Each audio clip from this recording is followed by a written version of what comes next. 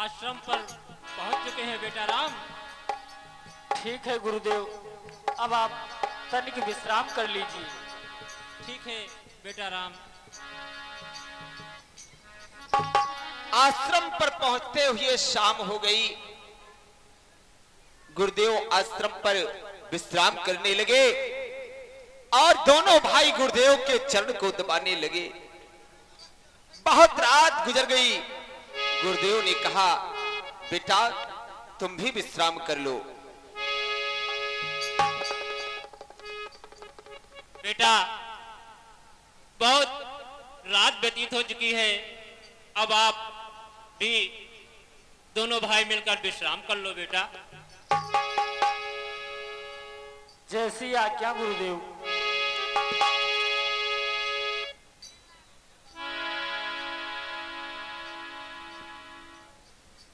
राम भी विश्राम करने लगे। लक्ष्मण पहरा दे रहे हैं। धीरे धीरे धीरे रात गुजर गई, सुबह हुई। राम जी ने गुरुदेव से कहा, गुरुवर। गुरुदेव बेटा राम, अब आप निर्भय होकर यज्ञ करिए। आप किसी भी प्रकार का डर नहीं है। तात कहा मुनि सन रघुराई, निर्भय यज्ञ कराहु तुम जाई, निर्भय यज्ञ कराहु तुम जाई। ठीक है बेटा, अब मैं निश्चित होकर के यज्ञ पूजन के लिए अवश्य तैयार हूं। अर्थात मैं अभी इसी वक्त यज्ञ पूजन अवश्य प्रारंभ करूंगा बेटा राम। जैसी इच्छा गुरुदेव। गुरुदेव पूजन करना प्रारंभ किए।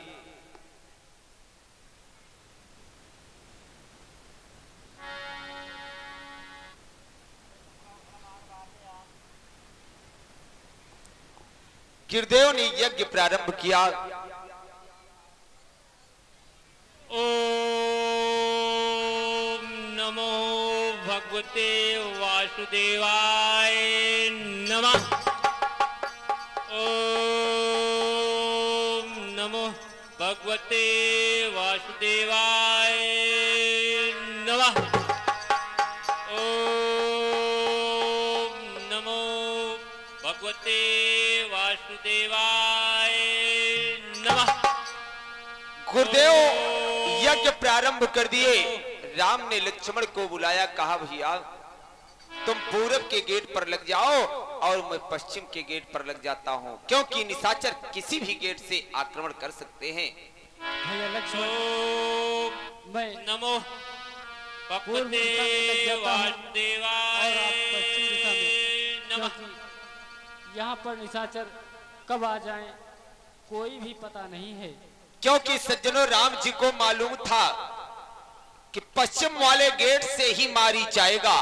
अगर पश्चिम गेट पर लक्ष्मण लग गए तो ऐसा न हो कि उसको मार दे लक्ष्मण, इसलिए इनको पूर्व की गेट पर रखा जाए जिधर से सुबाहु को आना है।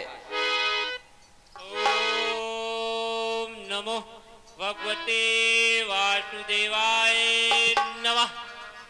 ओम नमो जब गुरुदेव के भगवते पूजन की आवाज, आहुति की आवाज आकाश मार्ग में गूंजी, धुआं उठा तो उधर से सारे निशाचर दौड़ पड़े। सुन मारी जन साचर को ही ऐसा धावा मुनि द्रोही। नमो भगवते वासुदेवाय। सुन नारी जन साचर को ही लय सहाय धावा मुनि द्रोही।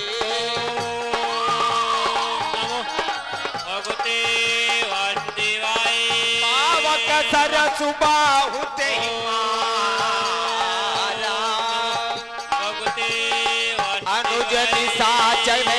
कटुक संहारा, अनुज निशाचर कटुक संहारा, बिन फरमान राम तेहि वासुदेवाय नमः। ओम नमो भगवते वासुदेवाय नमः। बिन फर राम बाण तेहि मारा, भगवते सत योजन का सागर पारा। इधर पश्चिम गेट से जब सुबाहु आया तो सुबाहु का संहार लक्ष्मण ने कर दिया, और भगवान ने मारीच को पश्चिम के गेट से आया, एक बाण मारीच को मारे, मानो बाण वह मारीच को जैसे विमान में लग गया, हवाई जहाज उसी बाण पर बैठा और समुद्र के उस पार जा गिरा।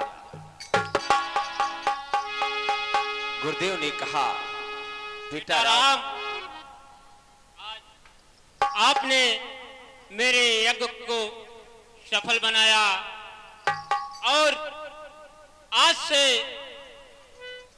ऋषि मुनियों को ये मालूम हो गया कि आज से कोई निशाचर अर्थात पूजन हवन इत्यादि में व्याधा नहीं डालेंगे। बेटा राम,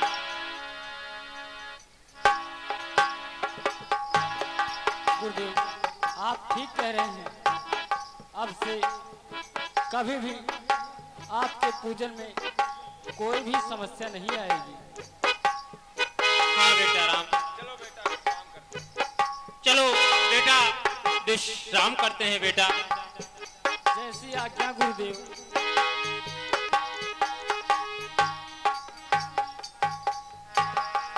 इस प्रकार से मारीच और सुबाहु का वध किया, मारीच को समुद्र उस पार फेंक दिया।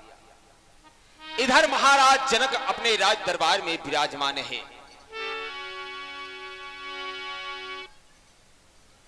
महाराज जनक के यहां एक भगवान शिव का धनुष है।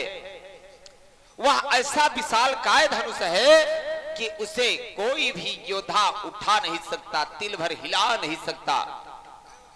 लेकिन खेल खेल में एक दिन माता जानकी ने उस धनुष को उठा करके जिस जगह पर रखा था उस जगह से एक दूसरी जगह रख दिया। यह समाचार महाराज जनक को मिला। बुला करके बेटी को पूछते हैं। बेटी ने कहा, हाँ पिताजी, मैंने ही उस धनुष को उठाया है। महाराज अचंभित हो जाते हैं और विचार करते हैं कि यदि सीता ने उस धनुष को उठाया है तो आज मैं ये प्रण लेता हूं कि जो कोई वीर उस धनुष को तोड़ेगा उसी से मैं जानकी का विवाह करूंगा।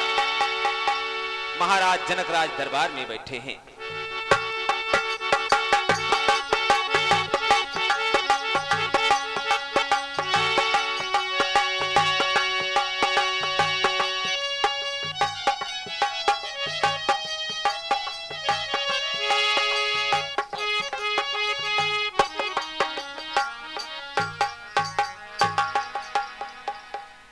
महाराज जनक की महाराज जनक की महाराज की।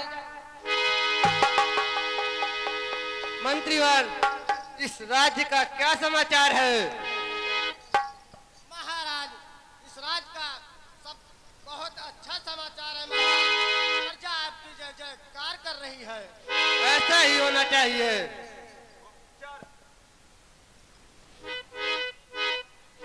महाराज राज का काज मंत्री से पूछ रहे हैं, आपस में विचार कर रहे हैं। तब तक एक गुप्तचर आता है और आकर के बताता है, महाराज धनुष जिस जगह पर रखा था वह धनुष उस जगह से हटा करके दूसरी जगह पर रख उठा है।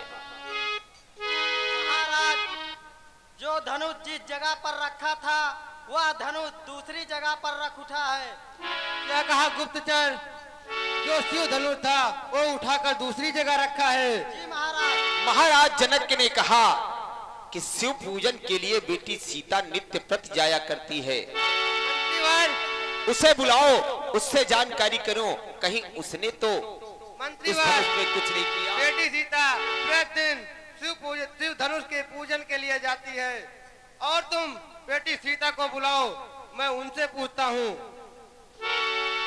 कैसी आज्ञा राजन। मंत्री सीता को बुला करके राज दरबार में लाता है। सीता ने कहा पिताजी, हाँ हाँ मैंने ही उस धनुष को उठाया है, उठा करके दूसरी जगह रखा है।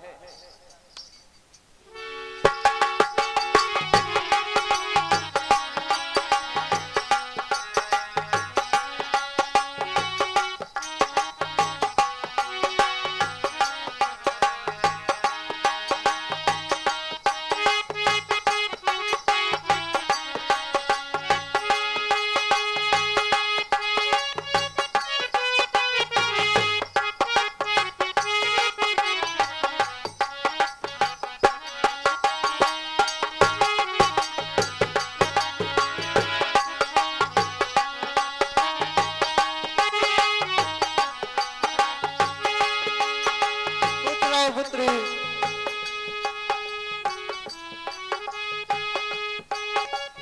महाराज ने सीता को बुलाया, कहा बेटी बेटी तुम प्रतिदिन उस शिव धनुष को पूजा करने जाती हो, क्या उस शिव धनुष को आपने उठाकर किसी दूसरी जगह रखा है?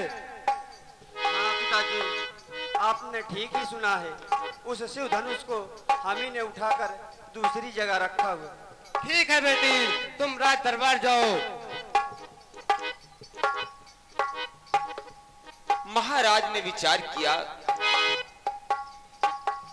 जब उस धनुष को कोई हमारी जनकपुर का योद्धा नहीं उठा सका,